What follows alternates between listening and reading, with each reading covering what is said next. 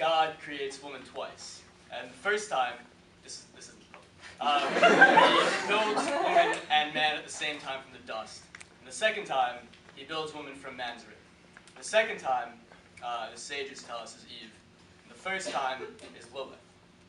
And Lilith kind of sucks. She's like the first femme fatale. And this is a letter from Lilith to Adam. I used to sit in the garden and watch the way you held her, like a starving man cups his hands around rotting fruit. Her legs spread like rivers around you. Your name was a ripple against her lips. She leaked into you like rain. There was never enough of her to mold you.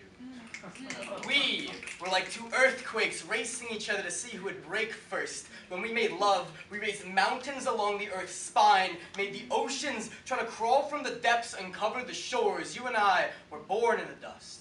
We're carved by God from the same block of clay. We're brought into this world with the edges of our skin blurred together like twin stars. We could never decide which one of us was built to fit the other. You hated it when I pushed you back into the dirt. Did you worry the animals might see you rocking underneath me and think I was dragging your seed out by its roots, was pulling children out of you like fruit? Did you think our children might think you were one of them? Might think I was the one who built this garden, that I pulled back the darkness from the skies, made light before you had eyes to see it? Did you forget that motherhood was my birthright? Maybe you wanted a woman who would not remind you that you were not a god. Maybe you thought if you built Eve with your bones, you could pump her like a heartbeat, make her chest strain against you, let your rib pull her back like a riptide, bind each word before it could fully form, each pleasure cut to please, each seduction cut to seed, your rib like a whip carving scars into her lungs. Just because you put your bone in someone does not mean you own them. I hope every time you breathe, you feel the dust I was born from catch in your throat.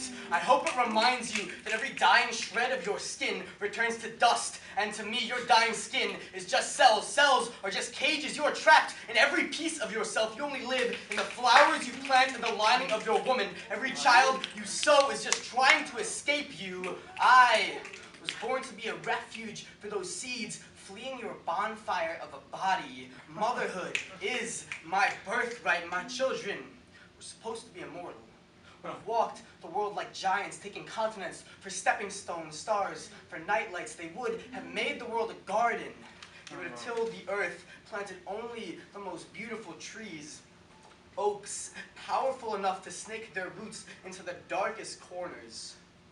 Who told you you could take my children from me? Who told you you could pull bones from your body, build a womb, and call it a woman? You will not rob me of my birthright. One day, I will dig my fingers into my chest. I will pull a man from between my lungs. I will use his body to bring forth a new race of gods. I will grow my own garden. Until then, I curse your sons. They will be born with enough salt running through their veins to turn any garden into a battlefield. They will be just like you.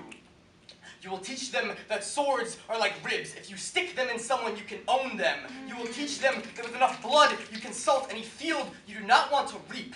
You will teach them that if you sprinkle enough seeds in any woman, she will become a paradise. Yes, sir.